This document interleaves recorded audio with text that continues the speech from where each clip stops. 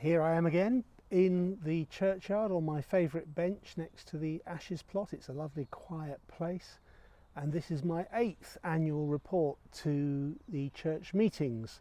It feels as though we've barely finished Christmas, and yet here we are at our APCM. We've gradually been moving the annual meetings forward in time, but even so it seems to come round more and more quickly. I think that's partly because I'm getting old and partly because it has been a packed year. We really came out of COVID restrictions properly last Easter, but we'd not recovered from the effects of the pandemic at that point, and I still don't think that we really have.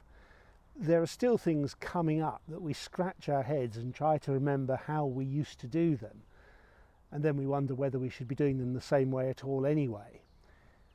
But we have had lots of good things happening in 2022. Let me just rattle off a few of them to remind you. During the year, we have held services in every conceivable place. In the chancel, for example, if you haven't been to one of our 9 a.m. BCP communion services in the chancel, you should give them a try, for they're an absolute delight. In the nave, of course, in the churchyard, and in the Johnson Hall. And we've had a wide variety of services. 3 particular standouts for me. Early in the year we had a healing Holy Communion. It was really good, and I must get it more regularly into our schedule. In the middle of the year we celebrated Her Majesty's 70 years on the throne with a wonderful service in the Marquee as part of the village weekend. There's another venue. And then in the autumn we had a service to give thanks for her life of service as it came to an end. We can really rise to these sorts of events, I think, and we do our regular stuff well too, I think. Towards the end of the year, we really began to get to grips with our all-age services. There's something that we've not done particularly well for years, but which we are getting better at. With prayer and work, they will become a really important and I think unifying part of our ministry. And we celebrated all the festivals with great gusto, indoors or out, as seemed fitting and possible. So Easter and Harvest were outdoors, wonderful occasions. Christmas was huge fun with something for everyone.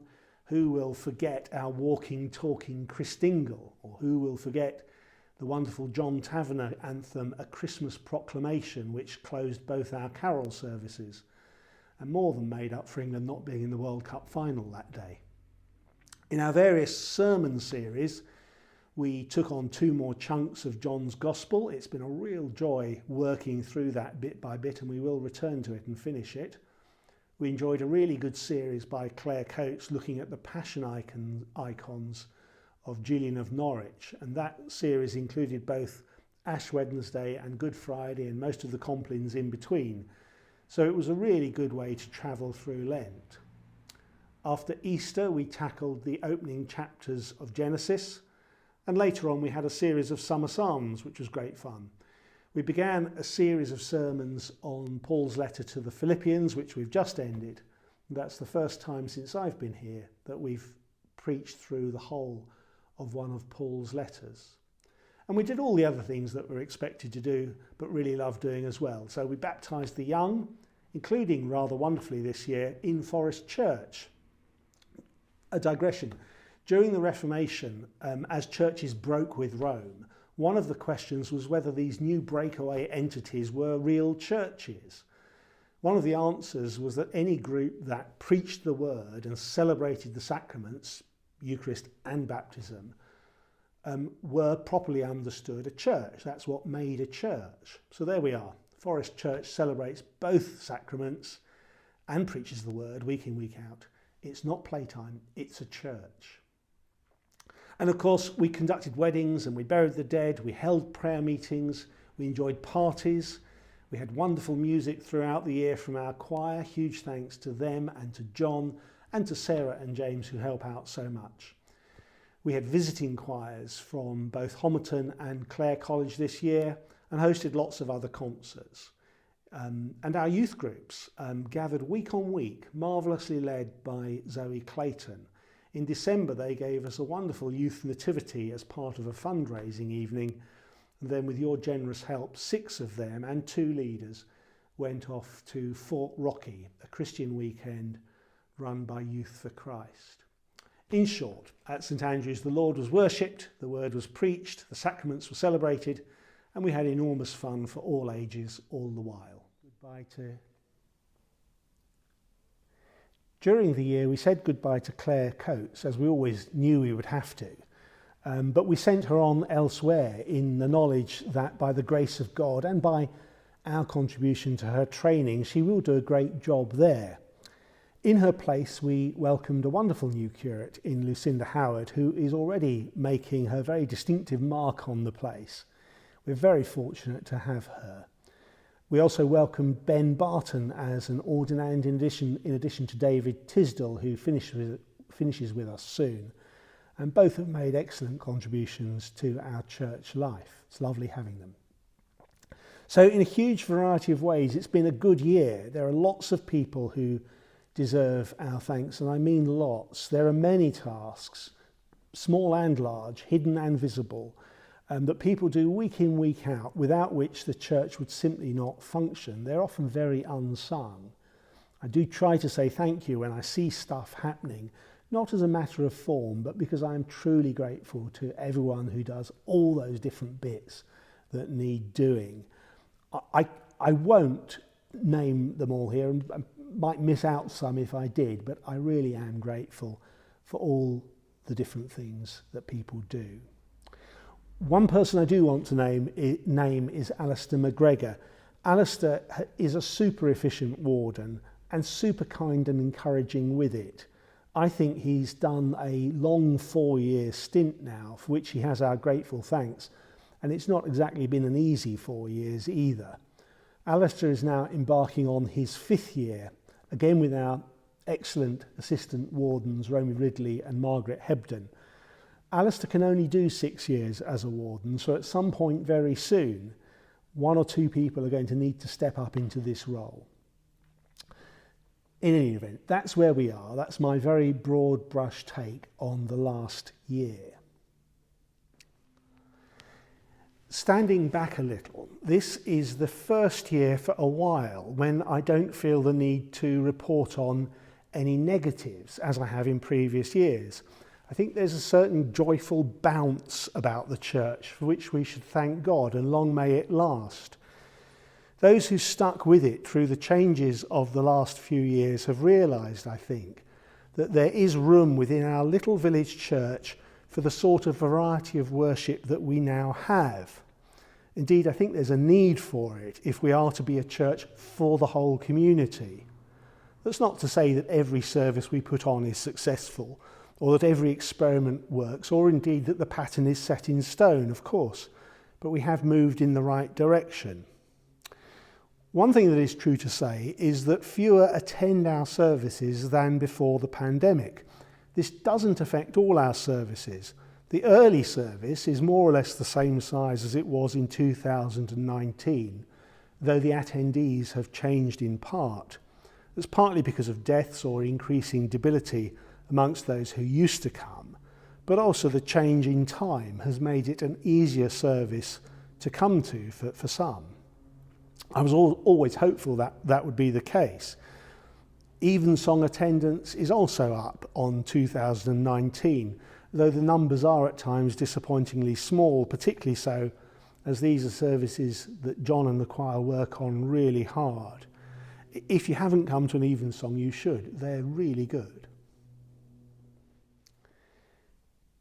The issue as regards church attendance is with our mid-morning services. We are about 20 or 25% down on pre-pandemic levels. That's a continuation of a decline we've seen over many years, but with some pandemic accentuation. Clearly, some of the additional loss is due to people moving to other churches because the new pattern of services was simply not for them. That's okay. But there are a significant number who are much frailer than before the pandemic and have stopped coming for that reason. Any of us who have been in the church for a few years would be able to name a good number who have stopped coming in the last 3 years or so just for that reason. But those two categories aside, a good deal of the pandemic reduction is due to a decrease in casual attendance, the fall off in those who used to come once or twice or occasionally 3 times a month. We also see that phenomenon on high days and holy days, such as Easter Day, Christmas Day, Remembrance Sunday. Lots still come to those services, but church going, even on these special days, is no longer an ingrained habit in our local population. Our numbers are still high, but are reduced. We've also seen it, I think, in the reduction of numbers in requests for church weddings and church funerals. These are both down too.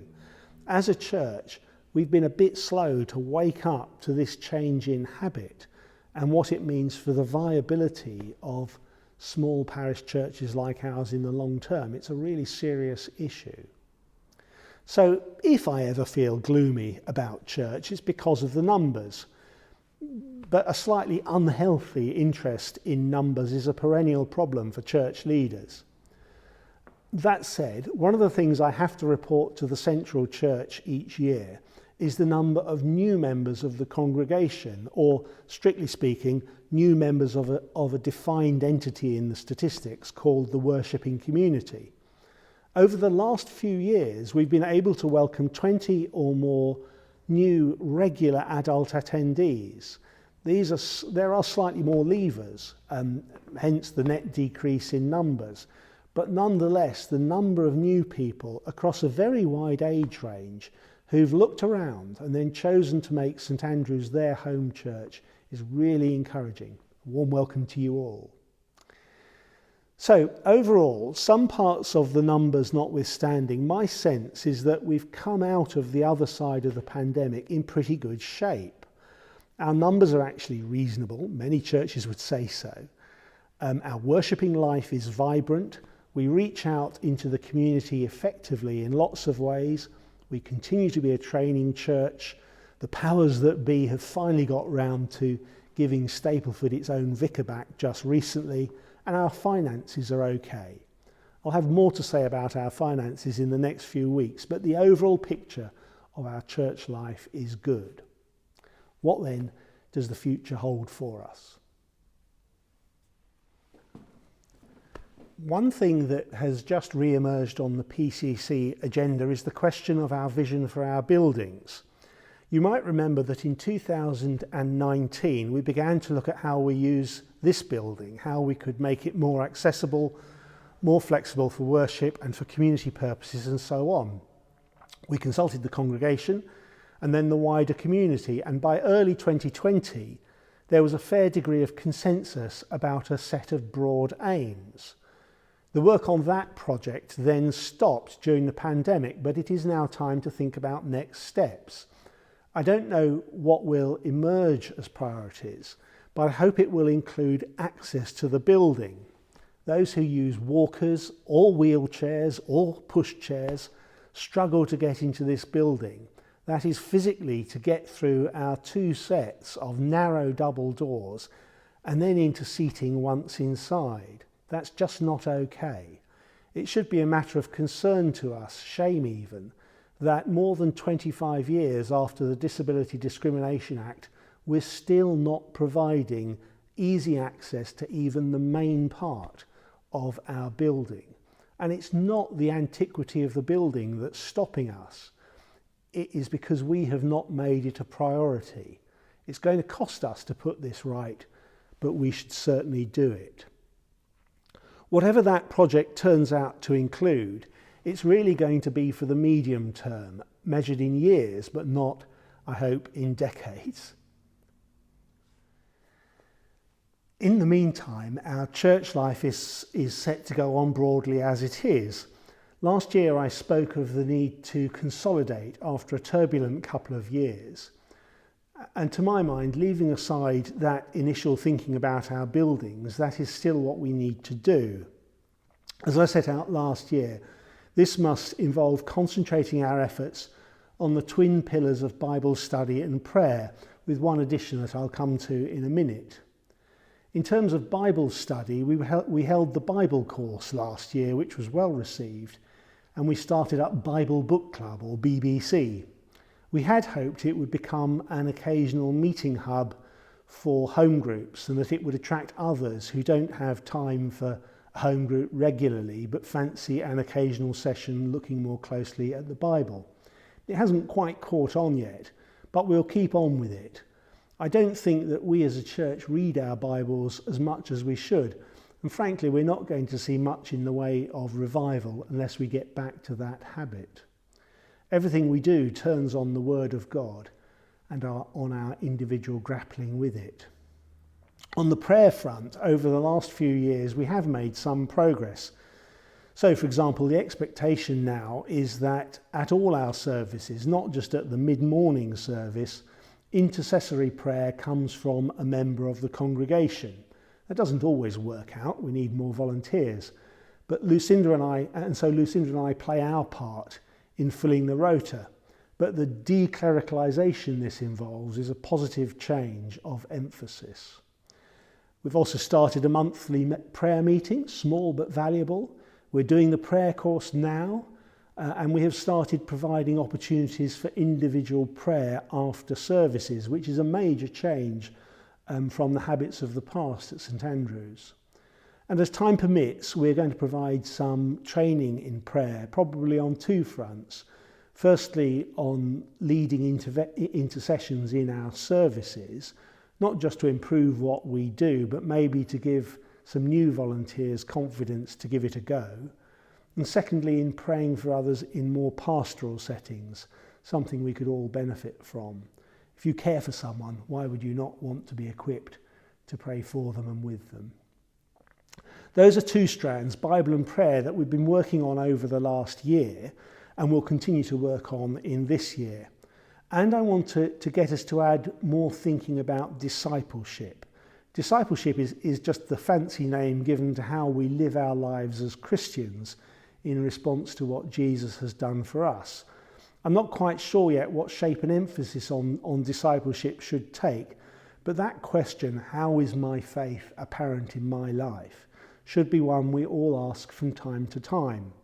It should be obvious to ourselves and to others that we are Christian and that being Christian is our motivation in all areas of our life. In addition to that generalised thinking and finding ways of helping us to make that thinking a reality, part of any discipleship programme may be, for some of us, taking those formal public steps in the Christian life. Baptism, for example, and I'm not just talking about infant baptism, First Communions and confirmations, and again, I'm not just talking about teenagers. These are important markers of movement in the Christian life. In any event, that is where we are as a church, or my take on it anyway. What the immediate future holds and some taste of what might be coming further down the track. I feel buoyant about the church, and I hope you do too. We are now genuinely a church for the whole community. That's what we need to be. There is always more to do, more people who need to hear about and experience the love of Christ. But we do touch a lot of lives in many different ways. I thank each of you for the part you have played. Our gathered church community is both lighthouse and powerhouse of our mission to the village community and beyond. That mission is to tell of and show the love of Jesus Christ. As we learnt from Paul's letter to the Philippians, in all we do, we can rejoice in the Lord. Every blessing to you all.